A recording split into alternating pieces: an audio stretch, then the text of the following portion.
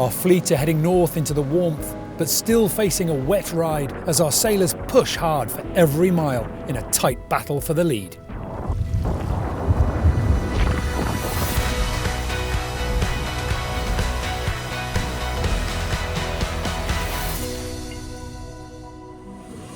A beautiful day coming out. Will is on watch. Cool on conditions, sir. 30 to 40 knots of wind at the moment. And we've got a nice little rainbow. You can see we're using the radar at the moment to detect these huge storm clouds that are coming through, and what's the wind gone from 0 to 45 knots for the last 10 hours. So you can see we're looking a little bit tired right now, not much sleep, but it's good fun. You can't sleep when you're having to fight this hard against a competitor that's this close when you are fighting for your very first leg win. That's the situation for Team Malizia at the moment on leg 3. And in today's Ocean Race show, we're going to be asking whether they can beat Team Holcim-PRB. They will be the first boat to do so in this edition of the Ocean Race. Whether that chasing pack can close up and contend for the lead, and just how much energy our sailors have left in the tank for these final few days on a leg which has already taken so much from them. We're going to start with the German team and with that injured crew member. A wild ride on Team Malizia, tough on all the crew, especially Rosalind Kuiper, who was still trying to find rest to recover from her head injury 6 days ago. It's nuts, man. I'm holding on to this thing and to this, and it's crazy. How is your head?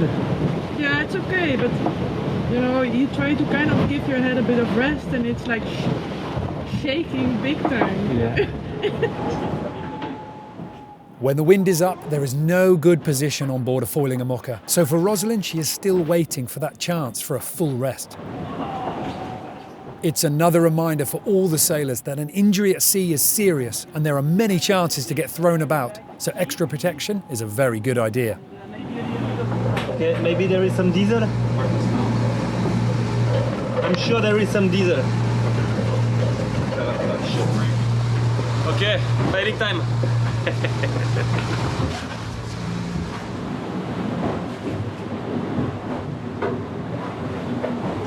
Bailing the bilge isn't a fun job on any yacht. Add in the slamming, darkness and diesel smell, and it's definitely a job you want to get done quickly.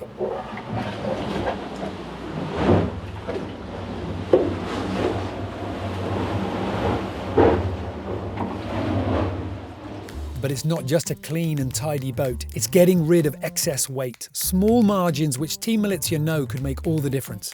Behind them, Team Holcim-PRB are working equally hard to try and find an edge in performance. Malizia is 20 something miles there. We had a nice trajectory this night, but again in the sea state. As soon as we nosedive, we are a bit slower than him, and also I would say I haven't been pushing too much, so well, it's still pushing. No, but it's not too much, but it's still pushing. We were expecting 37 knots, 38, and the weather forecast files. And we had 50 with the gusts, so 50 for few minutes, and gust at 50-55. Pretty heavy night.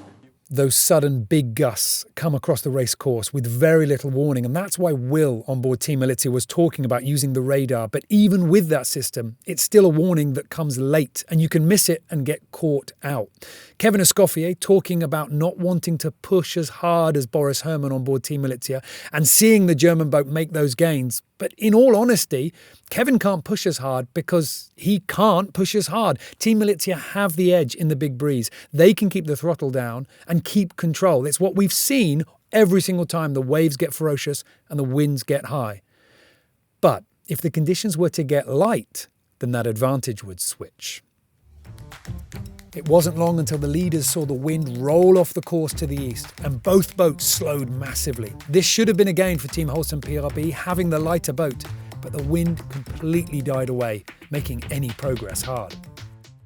Finding the energy for light wind concentration was difficult. Everyone was so tired after the squalls that for Tom Lepech on Team Holcim-PRB, it was hard to focus. The wind was threatening to halt the progress of the boats if they took their eye off the ball for 1 second. The battle had gone from a physical extreme to a mental one. On rappelle pas grand-chose. Ouais, le Figaro, c'est souvent comme ça. Tu peux prendre un coup de vent, tu passes la pointe, 0 nœud. Tu vois, on a eu 50 nœuds la moitié de la nuit. On a eu quoi? On a eu 50 nœuds la moitié de la nuit. Et là, il y a combien? 40, 50. Voilà, il y a 0. The race for first continued to be a game of shifting gears as the wind blew in again and the speed built before shutting off once more. Team Holcim-PRB would gain at times before Team Malizia would find wind the Swiss boat couldn't and pull back the miles. But once the wind steadied and all the positioning had played out, it was clear that Kevin Escoffier had traded those early miles to get east and was now riding closer to the best wind, blasting up towards Team Malizia and bringing the race level. Meanwhile, as Team Malizia and Team Holcim-PRB were refusing to agree on who should be leading, there was a little more of an established order behind, with 11th Hour Racing Team in third and Biotherm 100 miles behind in fourth. But Paul Mayer in fourth had plenty of speed, and with the flatter sea state compared to the Southern Ocean, they could let the boat rip. It was good conditions to try and chase the American boat, but they still had to think about limits. The streamers they had tied to their shrouds as wind indicators hanging from the ceiling in case they lose their electronics again, either being pragmatic or nervous. No hesitation from the boat in front of them. It was full on for 11th Hour Racing Team, both foils deployed, lifting the boat above the chop and blasting north with impressive speed, making good progress while they can. Pretty nice progress, really. But yeah, the thermals are still on and probably be on for another 48 hours. Well, the temperature's creeping up slowly, but we're still 11-12 degrees of water temperature, and it won't be until we sort of cross off the South American continental shelf that we'll actually get a bit of warmer water with the current coming south. So current predictions is 2 more days of thermals, but good pressure, so we're making really nice progress north. And then yeah, there'll be shorts and t-shirt, and actually probably plenty of wind for the finale into Itajaí. These were perfect conditions to go fast, and they looked comfortable to drive the boat hard. The breakages and repairs they'd been dealing with on this leg a distant memory. While these battles were raging south of Itajaí, Guyot Environment Team Europe was arriving, having sailed the shorter distance from Cape Town straight to the city. And this team has missed out on 32 days of racing, a whole month of competition, and all the opportunities to learn and refine your sailing skill along the way. But it also meant that they were coming back into the competition physically fresh and not having dragged their boat and the equipment through the Southern Ocean. Yeah, advantage to us. Also, we saved a lot on the sails, which might be an advantage. And yeah, leg 4 will be tricky again. You have to go through the doldrums, cross the equator. And the last time we did that, we did quite a good job through the equator and the doldrums. So I'm confident that we will do a good job. Yeah, I'm very excited to come back on my boat. And I'm very excited to come back in the competition. So I'm a competitor. I'm for sure I'm not in my place here, and I want to be. I want to be on water. I want to be in the fight. The 4 boats still racing are not there yet. The leaders still have about 700 miles to go before the finish, and Biotherm in 4th place with about 1,000 miles left to run in this leg. And the wind is not going to make it easy for any of our competitors. The weather situation, with kind of everything coming off the coast of South America, is very complex. There's a lot of different systems, some of which are kind of gradient in nature, some of which are like geographic in nature.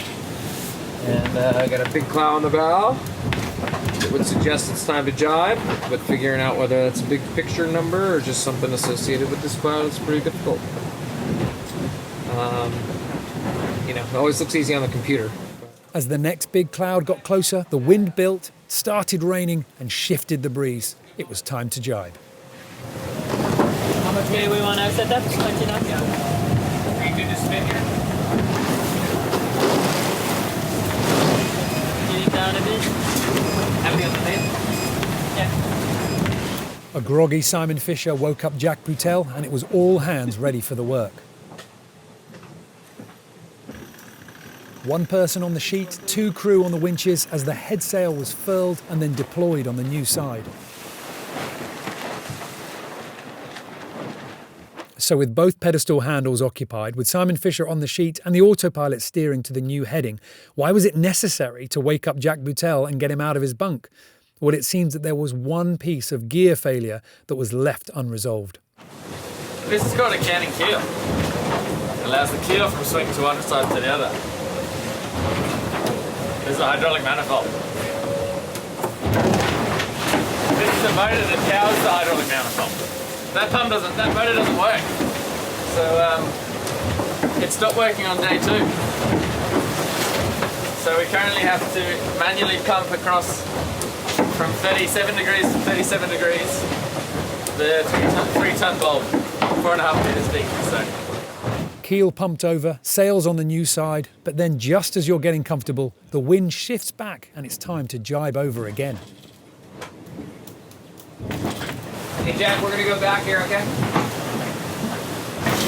I'll do the keel, you can get back in the rack. This is a good example of what we mean when we talk about the sailors pushing it. They don't have to do these extra energy-sapping manoeuvres, but if they do, they'll reach Itajaí sooner. Maybe not soon enough to make a difference to the scores, but either way, they're trying. It's also unclear what their strategy should be. Should they defend against a boat 100 miles behind, or try to gamble and catch the boats in front? It would need a big gamble and it would risk a lot. Either way, there are more clouds, more wind shifts, and more work to come before the finish. The fight for the lead was much closer. Too close to call, too close for the sailors to blink as they monitored each other closely on their screens. Yes, Holcim. And we are trying to defend them. Also see them on this IS here.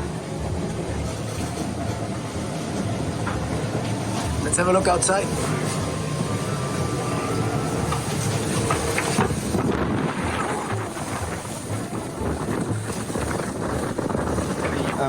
Apparently Kevin saw Malizia up there somewhere. And you? I haven't looked. We can see them on the computer on the AIS. Okay. So we can see that they're 6.5 miles ahead. And we can see that we're currently slightly faster. I'll look at them when they can see them out the window.